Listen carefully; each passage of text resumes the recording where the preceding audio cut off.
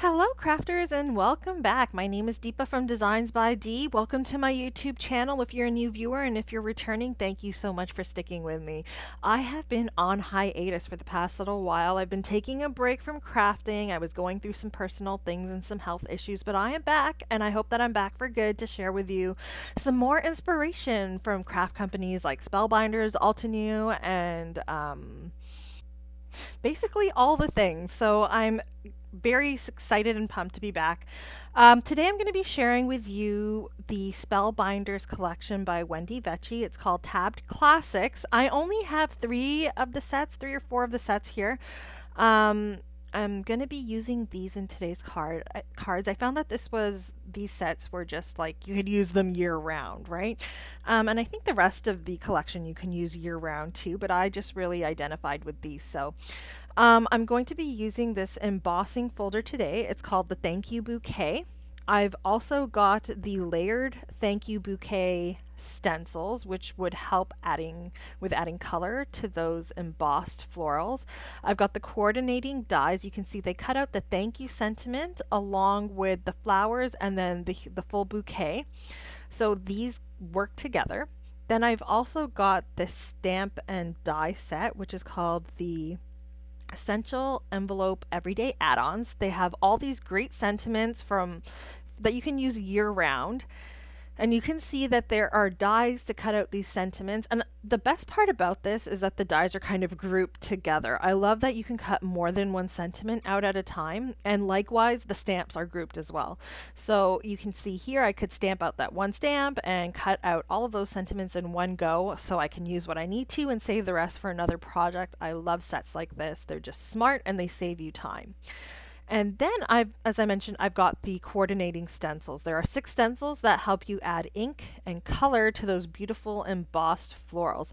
Now, there are 2 more sets which are available with this collection that you can purchase. I will put a link down below for all of the products that I use. I'll have a Linkdeli list, and then I'll also have a main link to the Spellbinders site where you can buy any or all of these products, and it is an affiliate link. So what that means is that I get a small commission at no extra cost to you. You just help me keep bringing you more of these great videos. So these are the 2 sets. They are called the Tabbed In and Out Sentiments, and then you've also got the Polka Dot and Posy Duo. So those are all of the sets you can get. I hope that something appeals to you. Let's go ahead and make this card. So I've got a panel of white cardstock here. This is basically just half of an 8.5 by 11 piece of cardstock. I put it into the embossing folder, and I do recommend using the universal plate system here. So you just use the main base plate, put your folder in with the paper, and put adapter plate D on top, put it through, and you can see that it embosses great. Panel to the left uses water, panel to the right does not. The spritz of water really gets rid of like all of those extra crinkles or things, and it helps it emboss just much more fuller. It looks so much better. So add that little spritz to get much more dimension in your embossing. Now I've got the coordinating dies, and I am going to cut these images out. And I know what you're thinking. We just embossed it. If you put it through your die cutting machine, it's going to flatten all of that gorgeous embossing. You're right. But I use this technique because I find it's the easiest to line everything up. It's kind of hard when you die cut the pieces and try and stick it in the folder, because then it doesn't really it's off. You don't get the right outline. I find that this adds like an extra step, but it does it a little more accurately. So you can see here, I've lined everything up with the dies. I cut everything out. I wanted to show you this quick trick. So if you're doing some mass production or you want to cut out more of these florals, keep all of those dies taped to that panel, and all you have to do is put it on top of the next panel. This works for any set that is like this, where everything stays in the same position and you die cut everything in that same position. So you could basically cut out multiple panels in a short period of time just by not taking those dies off the first one and using it as a template to cut out the next. So I love this idea. I think it's great when you're cutting out a lot of these images, or even if, say, you want to do this one day and then put it aside and then you can work on the rest another day. That always comes in handy too. So again, I mentioned all of these are flattened. We are going to make them nice and embossed and fluffy and full of detail again, but we're going to do it after we do our inking. Um, it kind of indicates that, you know, you'll see on the packaging you have some red florals and some yellow, and I'm using that same type of guide for what I'm doing. So the three florals in the center that kind of run diagonally, I'm making those the same color. And then those smaller kind of tulip looking ones, or those cupped ones, I'm making pink. And I'm using two different colors or shades of each of these to create more depth. And as I said, each of the openings in each of the stencils, they vary. So you're just going to have to line things up and use the colors accordingly. It's not meant to be like, okay, for stencil 1, I use this color. For stencil 2, I use that color. It's a mix. So I'll just kind of add that disclaimer there so you get that and it makes sense to you. So the colors that I'm using for the purple flowers are shaded lilac and seedless preserves, just to deepen up the color in the centers. For the pink flowers, I'm using spun sugar and then picked raspberry to add some detail. And then for the fronds, I ended up using some tumbled glass, some peacock feathers, some ice spruce, just a mix of these colors to create more dimension and variation in the color of the leaves. And then for the center of the flowers, I use some dried marigold. So I'm just going to basically add one stencil at a time and add the colors depending on where the stencil openings are. And as I mentioned, using that packaging as a guide really helps when laying down your colors. Now, if you're worried about your colors working together, you're not sure if you've got a good color scheme, one of the things I would recommend is finding a color scheme online. Either use a color wheel if you're good at doing that. I'm not good at doing that. Or look up color schemes online. So I'll type in color schemes. If I want a specific color in it, I'll say with blue in it or red in it, whatever the color is. And then it'll give me a whole bunch of palettes that I can choose from. And then based on the colors I see on my screen, I'll kind of match them up. So I tend to have a swatch book. I've swatched all of my inks, from distress inks to dye inks to pigment inks. I've swatched everything so that I have a comparison. So then I just take my swatch book and I match it up based on the ink line that I want to use. I'm using distress oxides, and then I'll just pick my colors that way. And it always helps to have more than one color to add that depth, like what I'm doing here. So I'm not doing anything too extreme here. I'm just adding my colors with each stencil. And as I mentioned, I'm using the stencils in order. You'll notice on the bottom left there's a little registration mark with the number of the stencil. It's up to you if you want to do it in order or not. There's really no reason to do it in order. It's completely up to you. Say, for example, you want to do this differently and you want to ink up the image first. There are those registration marks where you can kind of line up the edges of an A2 size panel. But as I said, this is the best technique that kind of works for me to make sure everything's kind of lined up properly. So I'm sharing this technique with you, so hopefully you don't have to go through the headache of figuring out what works best. But if you want to, you can go ahead and do that, because everyone's different and we all do things differently, right? So I've done the bouquet there. I'm going to put that one aside because that is going to be the focal point for one card. And as you saw in the beginning of this video, we are making 2 cards from this collection. I'm taking the individual florals here. I put it on my Altenew sticky mat. I love using this sticky mat or any sticky mat for this technique where you can just kind of stick die cuts on and add ink. And I'm mixing colors together. I'm not doing anything special. I'm not staying inside the lines. I just want these florals to have a beautiful mix of colors. So I'm using the same colors I used on the bouquet, and I'm just inking up these florals so they look gorgeous. So I'm going to take all those off and put them aside. Now I've grabbed the sentiment that gets embossed in the folder as well, the thank you. And I've got some markers here. I always forget what the name of them are. They're archival. That's what they are. They're archival so that the ink doesn't fade over time and it looks gorgeous from one day to the next. I've gone ahead and I've colored in the thank you so I can use those as sentiments on one of the cards. And here is the point at which we add that dimension back to our die cuts after cutting them out. And this is why I had embossed them to begin with, because now that you have those initial embossed lines, you can kind of stick these back into the folder. And you'll notice if you move that die cut on that folder, it kind of locks in place in its original position when you first embossed it. And this is what I find is the key to getting it to accurately add that dimension again. So I'm adding these images back to the folder, and I'm being careful with the florals, but I am using some low tack tape to stick down that sentiment because it's a little bit more detailed and I want it to emboss perfectly. So I'm going to carefully fold that folder over. You'll see the lines match up from the front, and then put it through your die cutting machine with the universal plate system again, and you'll see it come back to life with all of that excess dimension. Now with the sentiment there, if you did use tape, carefully remove the tape so you don't tear anything. And we got all of these gorgeous images revived with dimension ready to go. Now the next step is our sentiments. So I am going to use the sentiment set. I'm going to stamp out a few of these. Keeping in mind you're going to get a bunch of sentiments in the end.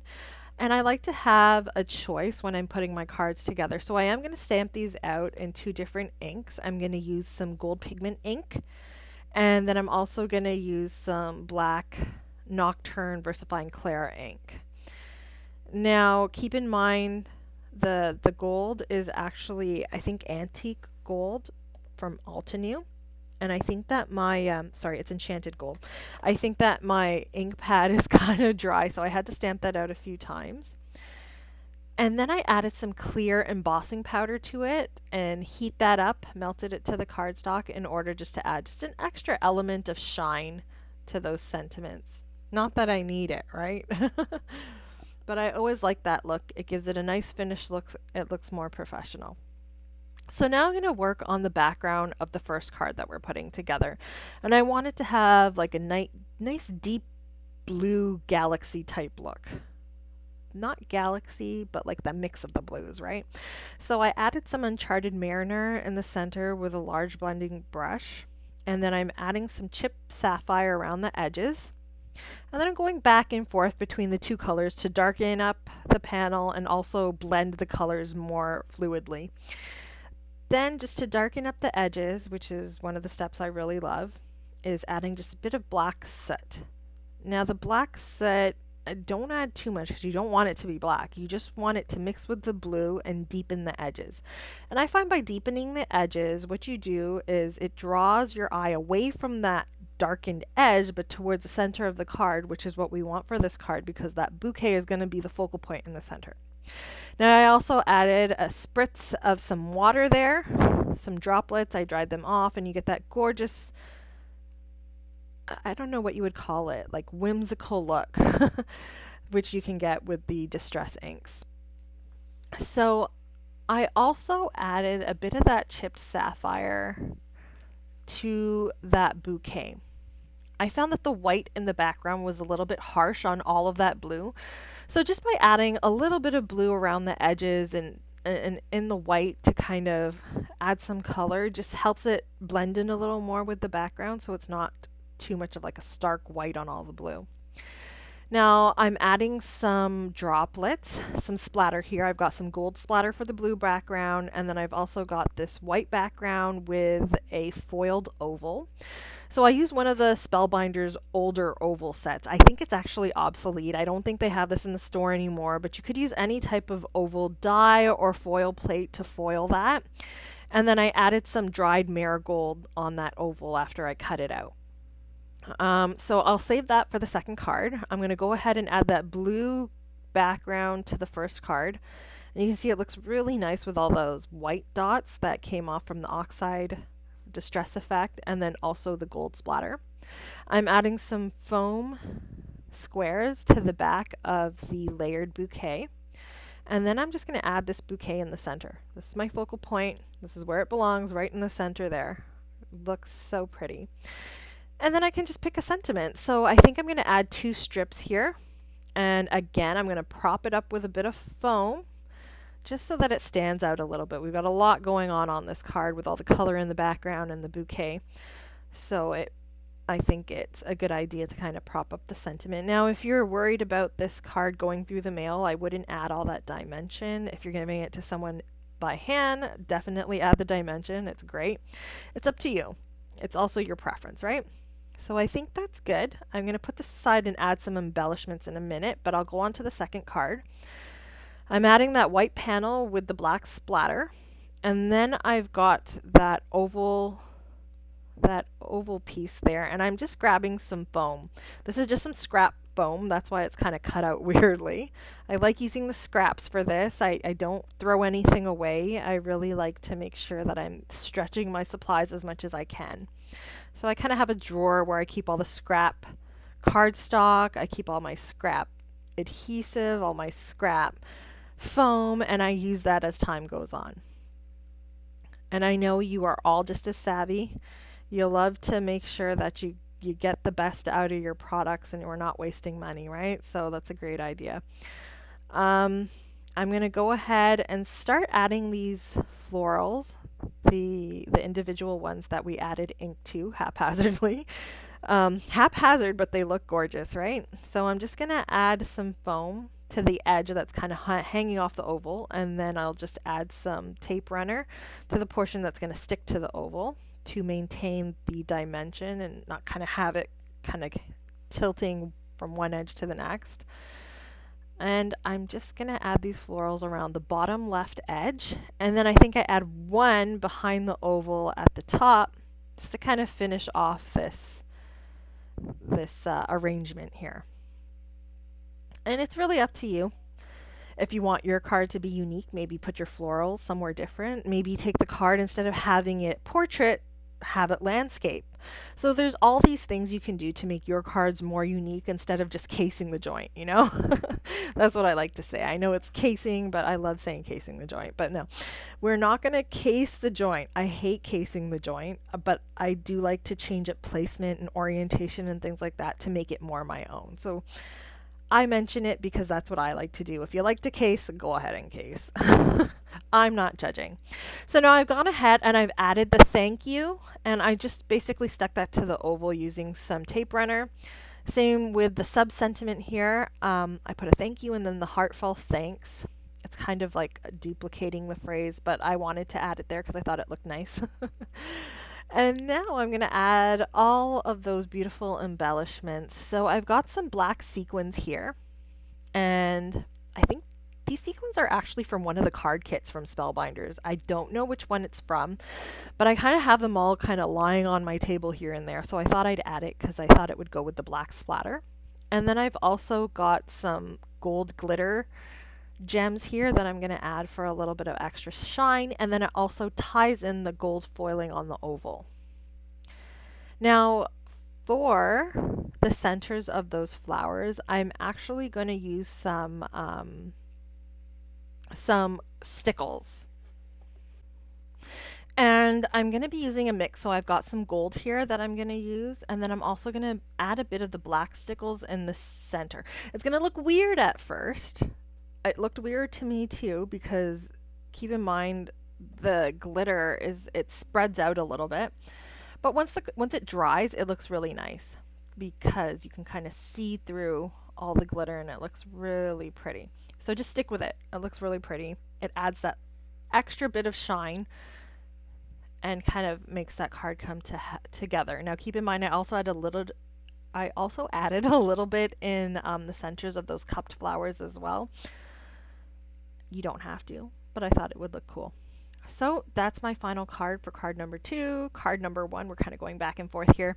I'm just going to add some bling here. I've got some clear gems, some clear iridescent gems, so I'm just going to add these here because I can't make a card without gems. It's like against my religion. I can't do it. Maybe you can't, but I can't. So I'm going to go ahead and add these here. And that's going to bring together my two cards for today. So I hope that you've been inspired by the two cards that I made using this collection by Wendy Vecchi. Don't forget to check it out in the Spellbinders store. I've got links down below. If you have any questions, leave me a comment, and I would love to know what you think of these cards. Have a great day, and I'm going to leave you with a couple other videos that I have here that you may want to take a look at as well. Don't forget to like and subscribe, and I'll see you guys next time. Bye!